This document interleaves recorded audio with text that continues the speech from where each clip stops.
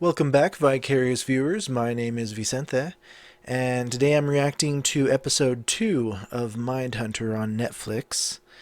So, the first episode was pretty interesting. You get introduced to young Agent Holden, who's already had a tough break in his hostage negotiations, and he is trying to stay ahead of and stay on top of the ever evolving and changing criminal mind in America. They're seeing new types of killers with new types of thought patterns that aren't how they usually pinned down crime in the past. And he's exploring the psychological side of it, and he wants to learn more, but of course there seems to be a little pushback in the bureau, saying that line of questioning's for backroom boys and of the sort. But Holden is young, he's inexperienced, he's a little naive. That also leaves him up to wanting to learn and to grow and to find out more, to expand his knowledge beyond just what the standard is set in front of him. So I admire that.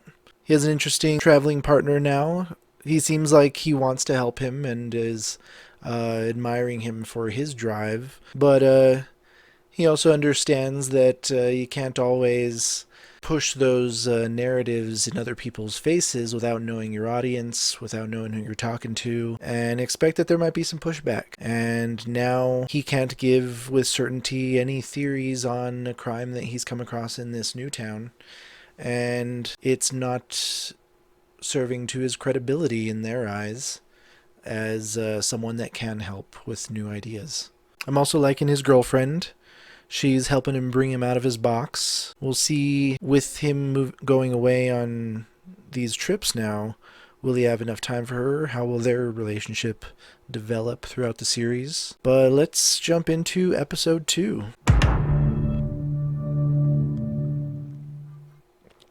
Cheers. Wichita, Kansas. I need some replacement electrical tape. I can't give you a new one until I get the old. Are you kidding me? No. Is one of them about to be a future killer that's about to snap? Obsessed with everything being by the book? Or maybe the other guy's gonna kill him out of anger. It's a stupid reason you're withholding the tape, and you'll die for it.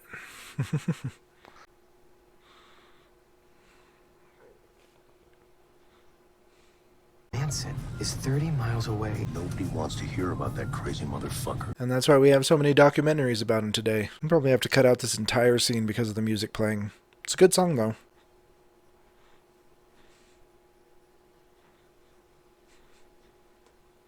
If you do go to Bogaville, you definitely need to meet Ed Kemper. What happened? Kills his mom with a claw hammer. Sexual intercourse with her head in her mouth. No. Do you think the Kemper would talk to us? Try stopping him. Who's us? Can you tell me? He's like, who said I want to hear him talk all day? Really, what are you expecting to learn? A killer who can't stop talking? It's a gift. If you're gonna go in, you need to go in stone goddamn cold, take him by surprise, get the fuck out as quick as possible. So what's he gonna do? He's gonna take the fucking thing away from you, he's gonna kill you with it, and then he's gonna have sex with your face. You're gonna be sorry, Holden, when he decides you're using him and there's nothing in it for good old Ed. I think there is. What? He's gonna be a part of something instead of rotting inside a cell. Part of what? We're not even here. If you're not supposed to be there, who are you going to go telling your story to? That'll only get you in trouble. In the event of your death, or if you're taken hostage, attacked, assaulted, or otherwise abused within the correctional facility, the United States government forswears any and all liability. Oh.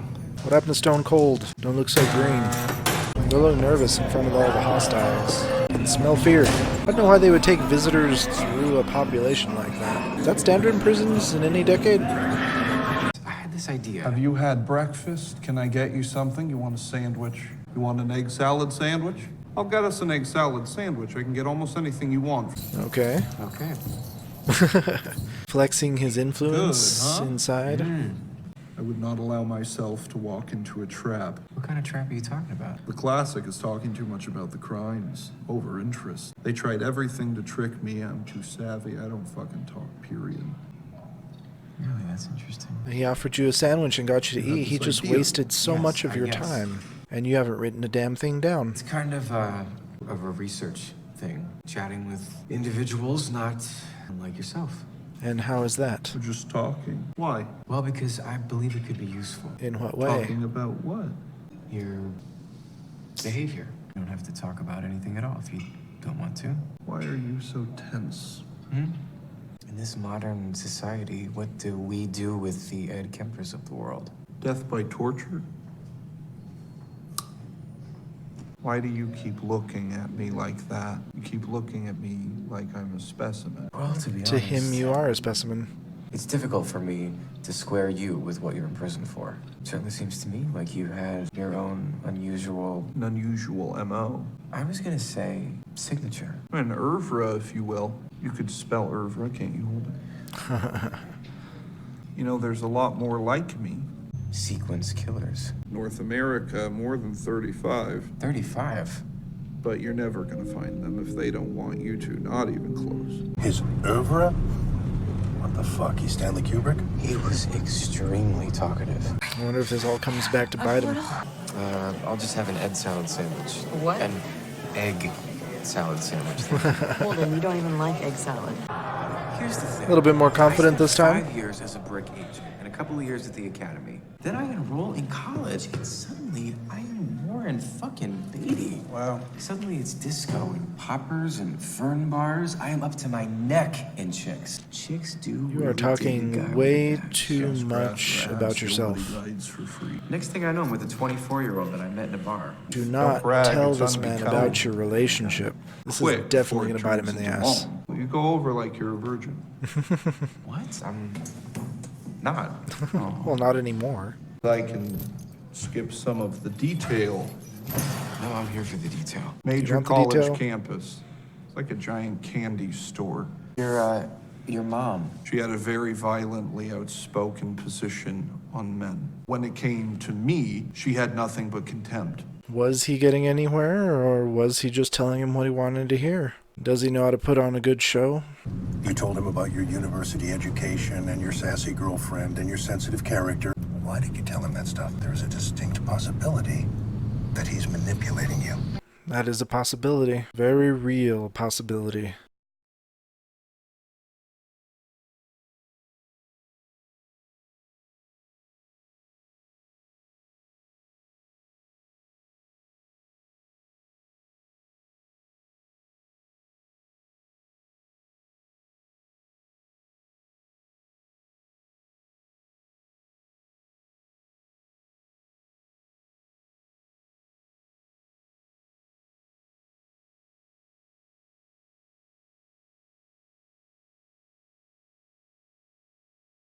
Some good songs in this episode, which I obviously cannot keep in. I don't need any more copyright claims. I'm Detective Roy Carver. I was hoping I could get you guys to take a look at something a little, unusual.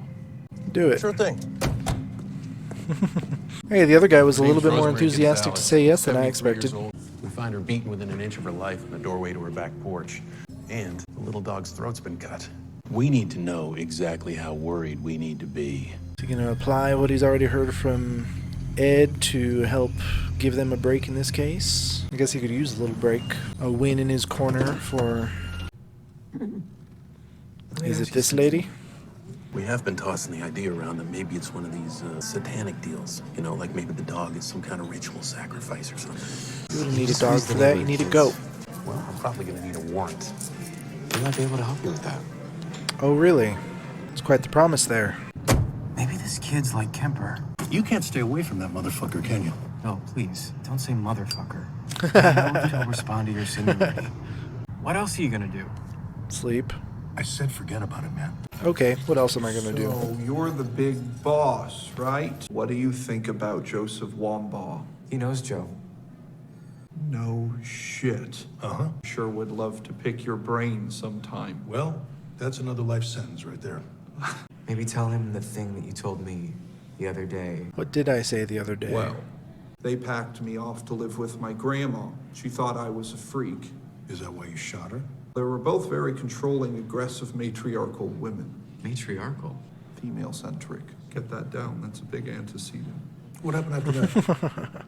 He said for 7 years, he said, I haven't had sex with a man because of you, my murderous son. So I got a claw hammer and I beat her to death.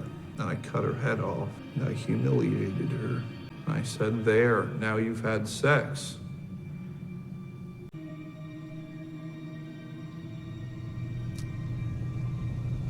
Kemper is a gigantic blabbermouth.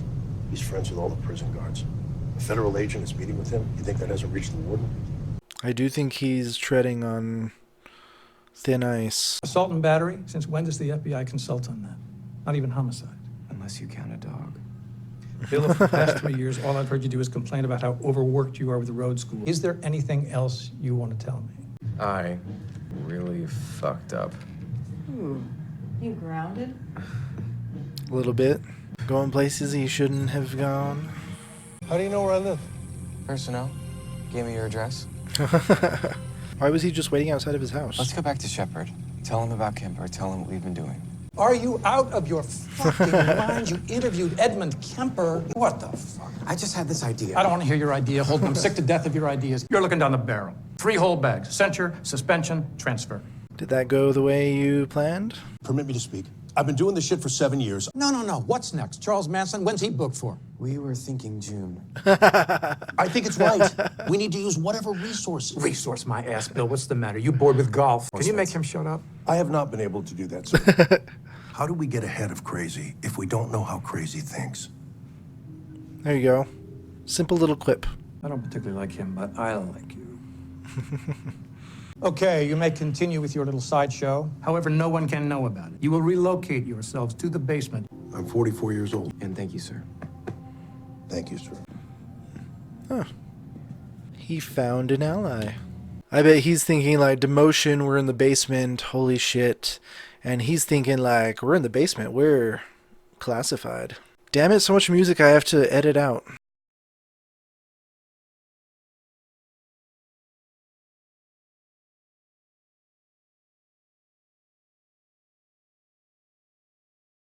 That was a good episode. We got to see him finally get into interview his first serial killer, or sequence killer, as he called it, and very articulate Ed Kemper. And I think he was really fascinated by the very casual way he was able to talk about his killings in such an articulate manner. Those are some good scenes. But of course he is coloring outside of the lines and not doing exactly what the Bureau is expecting of him, and at first it was causing his partner to become a little agitated by the whole scenario happening. But it looks like he finally did come around and was able to back him up when he decided to let the Bureau know what they were doing and what path they were on and what they wanted to do with it. But of course his partner has a better way of articulating that to their superior than he does. Hopefully they are able to use that information and help out with at least one of those other 2 cases. Is the person that beat that old lady... I wonder if that lady taking care of her is just a caretaker, or if that is one of her daughters. I wonder if it is possibly someone close like that, or maybe just another young serial killer cutting their teeth, getting in their first, or one of their first kills. We didn't get to see much of his girlfriend this show, but she did bring up possibly meeting her mother, so it shows that their relationship is moving forward. They are still comfortable with each other. His partner did keep saying that he expected Ed Kemper to just fill him with bullshit and a bunch of lies and tell him what he wanted to hear, spin a story. And of course Holden is hoping that through being personable and open with himself, he can take him off guard and have him open up and be honest. I think it's a mixture of the two. I think on some level Ed Kemper is being honest and telling him, giving him at least some information that it will help them, but I think he's also still gleaning all that information from Holden, which he could potentially use against him. I think even when he brought up the police story, saying that he enjoyed it, I wonder if he actually did, or he was just bringing it up solely because it was something that Ed liked and to give him the illusion of some common ground, a common interest. And I can imagine at some point Ed coming around and making some kind of reference that should be obvious even to a casual watcher that Holden will not know the answer to or won't understand. It'll be the trap. Because right after they were talking about that show, he was talking about laying a very well thought out trap when talking to the guards or other people.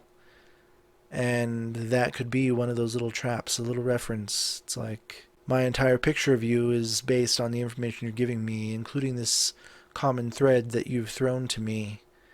And he might throw it back in his face later on and said, like, you lied about that. You lied about everything. So I wonder if I'm looking too far into it, if I'm looking for puzzle pieces that may not pan out, or maybe something like that does happen. I can't wait for next week to find out. But let me know what you thought of this episode down below. Hit like and subscribe if you like reactions like these. Ring that notification bell so you don't miss a single video. And thank you for stopping in for this Vicarious View.